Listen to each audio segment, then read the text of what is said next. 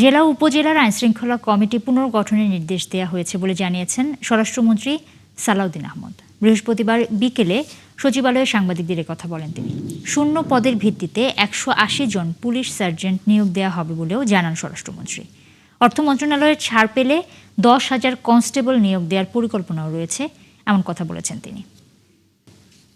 আজকে আমরা সারা দেশের জেলা পর্যায়ের আইনশৃঙ্খলা কমিটিগুলো পুনর্গঠন করার জন্য একটা পত্র জারি করেছি। জেলা পর্যায়ে যাবে, উপজেলা আইনশৃঙ্খলা কমিটি পুনর্গঠন করার জন্য আমরা নির্দেশনা দিয়েছি।